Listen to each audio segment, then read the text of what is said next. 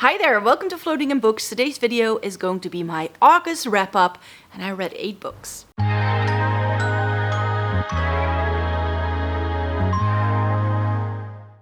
Welcome to everybody watching today. Thank you so very much for joining me. I have finally done some reading again, so I can tell you a little bit about it. I'm currently sort of having the goal of catching up with my Goodreads reading goal. I set myself a Goodreads reading goal of 50 books every single year.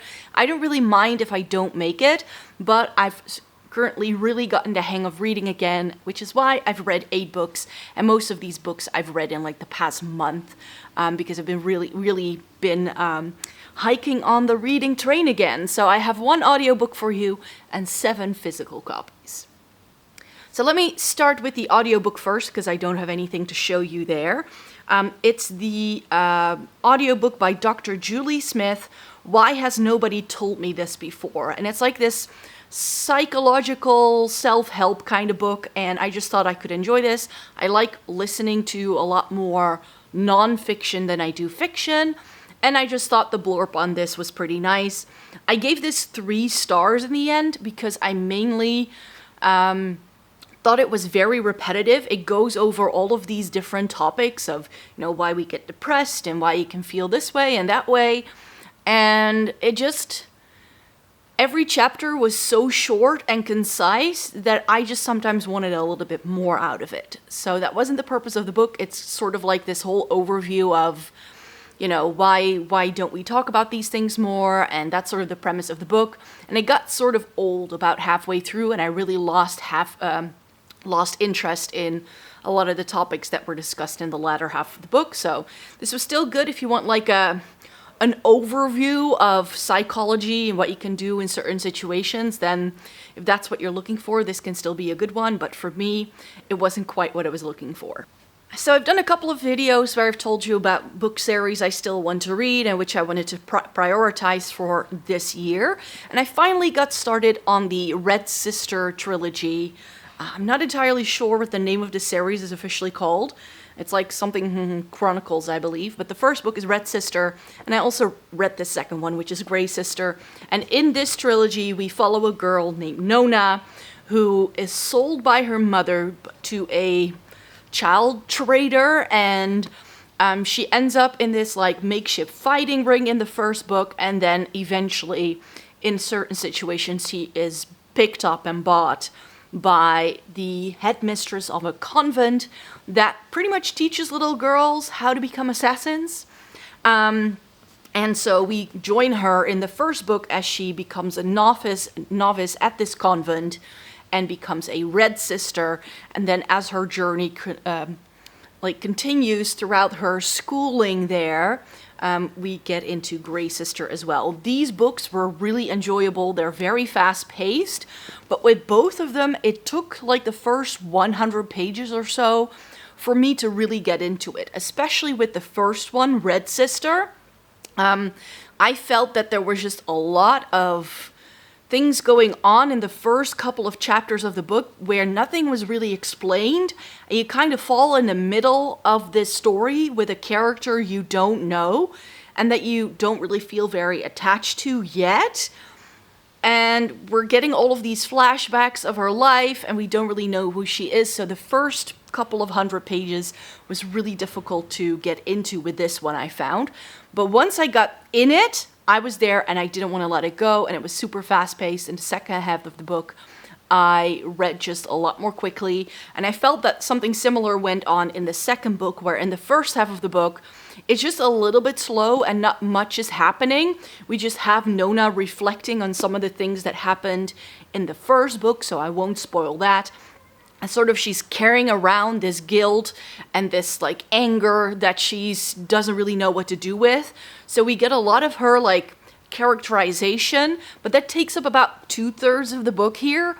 And then in the last third, it again picks up with some more action filled. So with these, I really do hope that the third book is going to be a little bit more exciting, but the way these ultimately resolve themselves, I'm very happy with it. But because they are so slow paced at the start of the books, I didn't give it 5 stars, but I gave both of these 4 stars. Right? Both of them. I know Red Sister was 4 stars, and Grey Sister as well, 4 stars.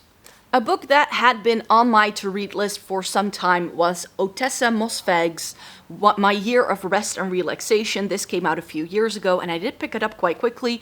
I just hadn't quite read it yet, and this in the end was pretty entertaining. It's definitely more of a study of the human condition, more so than a book with like a very, like, with like an action-packed plot that you can follow. Because yes, this is about someone who, after some terrible things that have happened in her life, she kind of falls into a depression, and all she wants to do is sleep, and she happens to sit on this inheritance, and she just gets this doctor to agree to give her a bunch of pills, which she takes, and then she just closes the door and does absolutely nothing for a while. But it's definitely more so about her depression, how she's trying to cope without a very good supporting network. Herself, like the character we follow, is not the most likable person on the planet, so that's something you need to bear in mind if you were interested in this. I thought it was an interesting read for sure, but it's not like the best thing I've ever read. It was a 3-star read for me.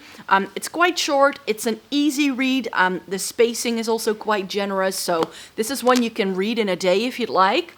It really doesn't take a lot of effort, and in a way it is a boring book because we have a main character who just lies about on the couch and takes a lot of pills to just numb herself. But that's sort of the point of the book, that it's about her not being to cope with it, and when she starts actually facing the world outside again, that's when she can get herself out of it. So it does have some sort of like hidden message, you could say, that you can read into it if you'd like. But if you just read this at the surface level, it's just going to be about a person who sleeps for a year. Which, you know, that if that's a premise that sounds interesting to you, then you might enjoy this. But I do think that some people who may be used to reading other books may be very disappointed with this. I liked it okay enough, but it's not something that I think I'll ever reread again. Another book in a series, but one that I've pretty much caught up on. I've just figured out that the final book in this series has now been released, and it's by Oscar de Muriel's, and it's part 5, I think, or 6, in the Frey and McGray series, and this is The Dance of the Serpents. And this is a very enjoyable historical fiction series with magical, supernatural elements to them, where our main 2 characters are police officers in Edinburgh in the Victorian era, and this author very cleverly uses scientific discoveries of the day as like something that appears to be magic, but then it turns out to be this new scientific thing. That's sort of the premise that we've got going on in every single one of the books. However, you can tell with this one that we're trying to wrap things up, because in all of the different books, you could read them as standalone stories, as each book does focus on a case, but there is like an underlying like plot that ties all of the books together that has to do with our main characters and how they're sort of part of this mystery. In this book, it starts off with them being tasked, because they're not asked, they're tasked by Queen Victoria and the Prime Minister, Lord Salisbury, to hunt down some witches. That's pretty much what it comes down to. And if they don't do it, and they don't get rid of the problem before Christmas, they're both gonna die. So they're on a time crunch here, and there's a lot going on. This is super action-packed. It was very enjoyable. I only gave it 3 stars because this definitely feels as a bit of a filler story before we get the resolution that we're waiting for. I thought this was actually going to be the final one, but apparently there's like a new one out, which I'll probably buy and read it very soon as well. But these characters I just love. Their banter is really, really lovely. Very well fleshed out characters in here, and I really enjoy the series. But overall, I just felt that this was a bit too much of a placeholder, and it was just trying to do a little too much all in one go. So I can't wait to see where the series is going. I will definitely be continuing it onwards. But here, because we're sort of harking back to some of the events that happened like 3 or 4 books before this one that I read a couple of years ago, I wasn't entirely sure anymore what everything was about. So that's why I think that there was just a little bit too much time for me between those books to fully appreciate this one maybe. Maybe when the final book is out, I should just reread the entire series. Who knows? Maybe I'll do that at some point as well. But yeah, this was an enjoyable book. If you love your historical detective-like stories with a hint of the supernatural, I think you'd like this. I read this. This is Lize Spit, the Eerlijke Vinder. So this was this year's free book that you got if you bought a Dutch books during Dutch Book Week. And I always, because it's my mom's birthday around that time and she enjoys reading a lot of Dutch books, I end up buying books usually around that time, and I always get a free copy of these little books. They're very often short stories and that the author is invited to write. This was okay. It wasn't like mind-blowing. Again, I think I gave it 3 stars. 3 stars. And this is about a boy who has an obsession with Flippo's. If you weren't in the Netherlands in the 90s, I don't think you will know what that is. But back in the 90s, the major chips company, so Crisps if you're in the UK, would put little plastic discs in all of the bags, and you could collect them and play games with them. And the main character we follow is a 11, 12-year-old boy who collects these, and he befriends a immigrant family who have, what war have they fled from? I believe it was like the war in Yugoslavia, something like that. So like the Balkans, that sort of area, and this family moves in and they need a lot of things, and he wants to recruit his friend to become part of his secret Flippo Society that he has come up with in his head. It's a very tragic story because somebody dies at the end. I won't tell who, but yeah, this is a story about hope. The main character also seems to have some sort of like autism. He's somewhere on the spectrum probably, and so it also explores that and what it's like to be in his head. And overall, this was an enjoyable read. I thought the Flippo thing, because it was definitely when I was a kid, that was a thing. So I remember that very vividly. But I think that if you don't understand that, you wouldn't like this at all. But yeah, this was enjoyable, and for a freebie, it was definitely not a terrible thing to have read this year. So I did enjoy this. Another 4-star read was Richard Osman's The Bullet That Missed.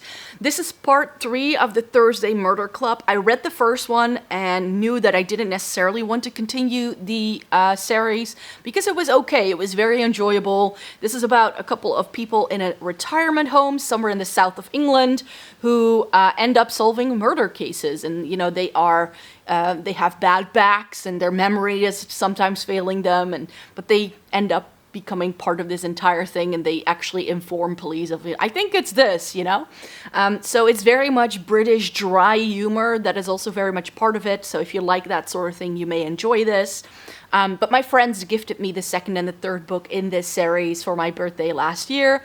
So I decided, why not read them as well? And these are very enjoyable stories. They're incredibly fast-paced. The cast of characters is just so lovable and so amazing. The plots are fun, but sometimes a little bit far-fetched. But overall, I do really enjoy this, which is why this was a 4-star read for me as well. If you want to get into a like British sort of detective series, but that has like a cozy mystery vibe, then this is definitely part of that. And then I read this, Chain of Thorns by Cassandra Clare. This was released, I think, in March, and I picked it up straight away, but I was still in the midst of some other books that I first wanted to finish.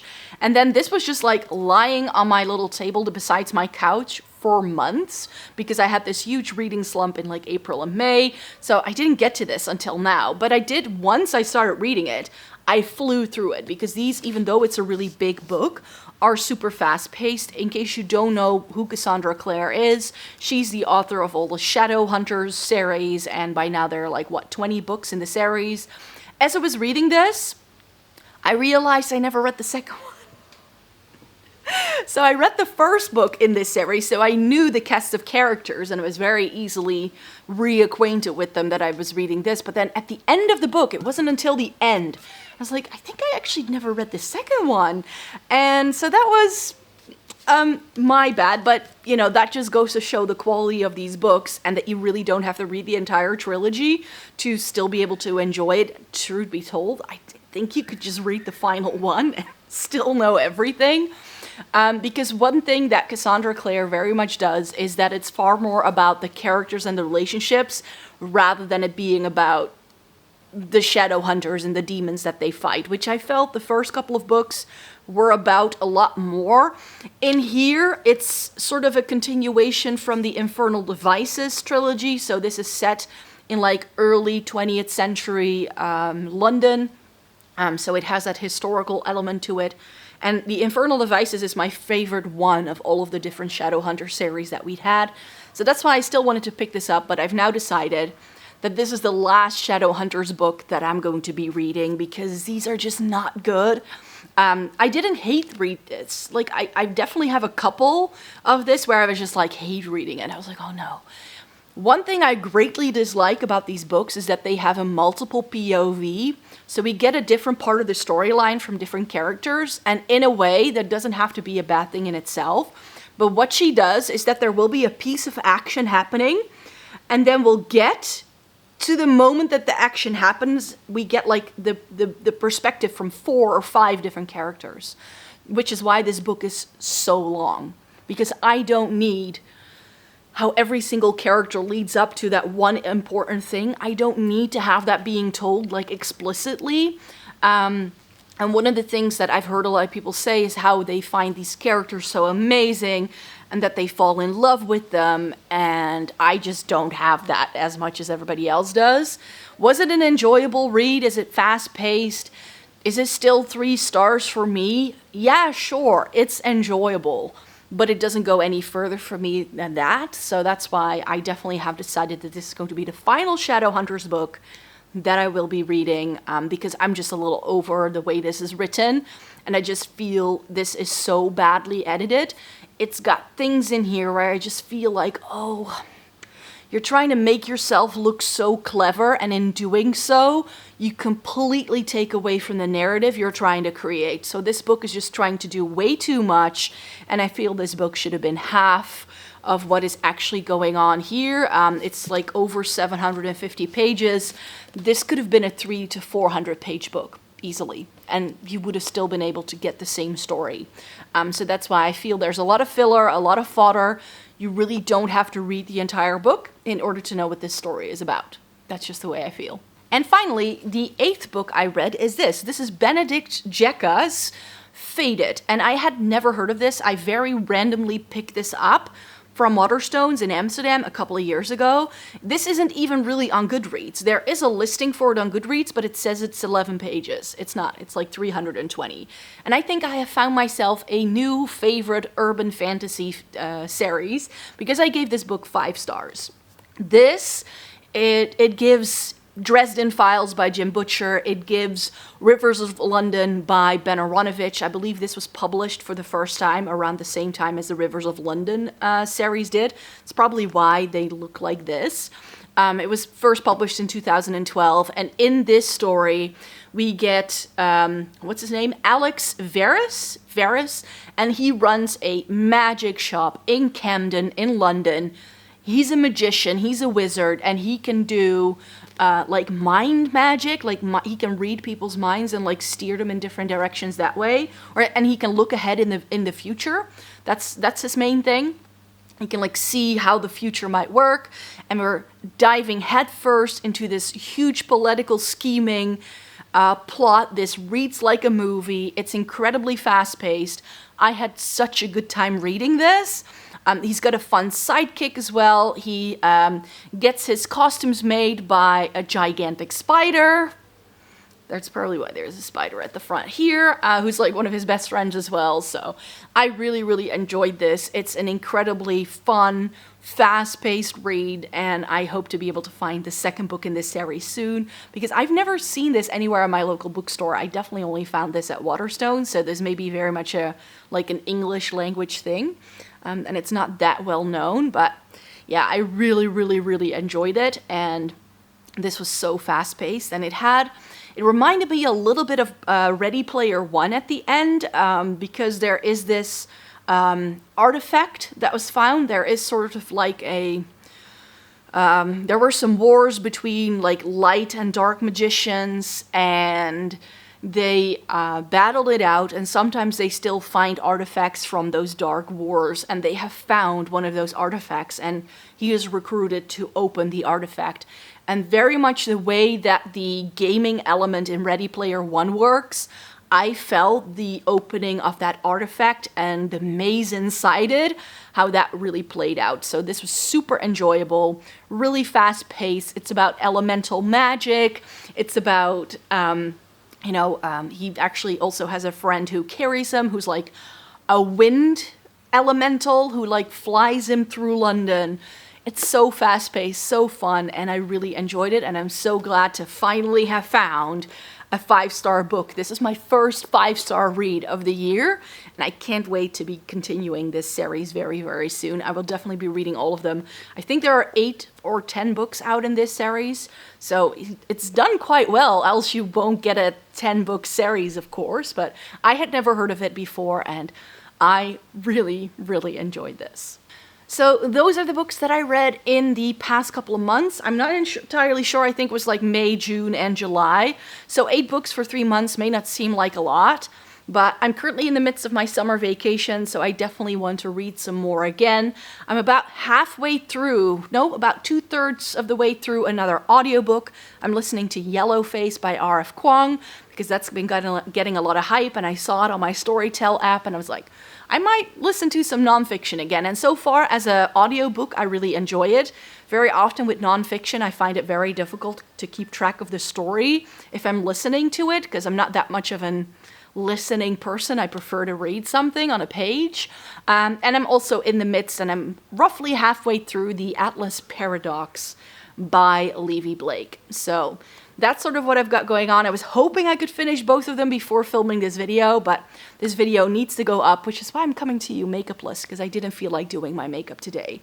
But yeah, those are the books I'm in the midst of. So my next update, hopefully I can do it very soon for you, already sometime in September, because I'm definitely on a roll when it comes to reading, because most of these books I read in July and like the first week of August. So super happy with that. So thank you so very much for joining me today. I will be doing another video for you next week, and then we will be organizing my bookshelves behind me, because I reorganized all of my bookshelves. So stay tuned for that, and then I hope to see you again in my next video. Bye-bye.